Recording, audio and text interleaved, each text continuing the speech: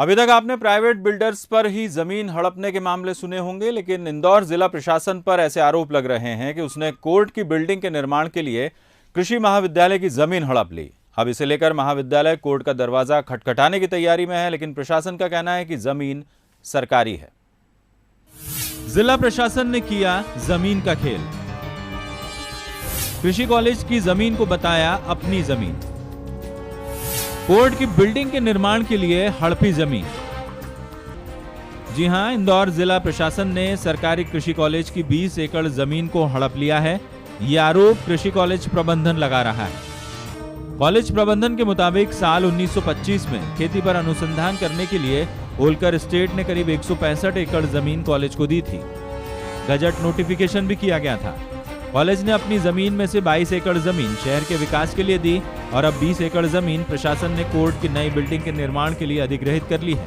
जमीन के नामांतरण के लिए कॉलेज प्रबंधन पर बेजा दबाव बनाया गया और 2 दिन में जमीन का खेल कर दिया गया। ये जमीन जो है राजमाता विजयाराजे कृषि विश्वविद्यालय के नाम पे थी और पहले भी ये ज़मीन जो ली गई थी उसका इन्होंने हमें मुआवजा दिया है। तो मुआवजा क्यों दिया है? अगर नजूल की जमीन की मुआवजा बनता नहीं था। तो कहीं किसी स्टेज पे कुछ चीज़ बदली गई है जो कि गलत है। लेकिन प्रशासन का दावा है कि जमीन सरकार की है और हाईकोर्ट सरकार ने ही कोर्ट की नई बिल्डिंग बनाने की अनुमति यहां दी है। साथ ही कलेक्टर ने अधिकारियों को बचाने की भी कोशिश की कि किसी तरह की गड़बड़ी नहीं की गई। कोई भी जमीन, चाहे वो एग्रीकल्चर यूनिवर्सिटी का हो या फिर कहीं और अन्य किसी संस्था के पास पड़ा हो, सभी जमीनें सरकारी जमीनें हैं और राज्य शासन ने ही किसी भी यूनिवर्सिटी, किसी भी संस्था के लिए दिया है। इस पर्टिकुलर केस में भी एग्रीकल्चर यूनिवर्सिटी को राज्य शासन ने ही तात्कालीन समय में दिया है। तो ये कहना गलत है और ये जो प्रक्रियाएं हैं, सभी तरह की प्रक्रियाओं का पालन किया जा रहा है।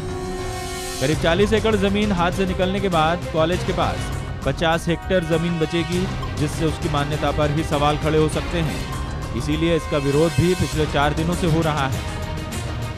तो इस कॉलेज की महत्वता खाली एजुकेशन के अलावा पहले जो हमारे यहाँ रिसर्च होती है, अनुसंधान होती है, उसमें बहुत सी हमारी प्रोजेक्ट्स होती हैं जो कई साल चलती हैं।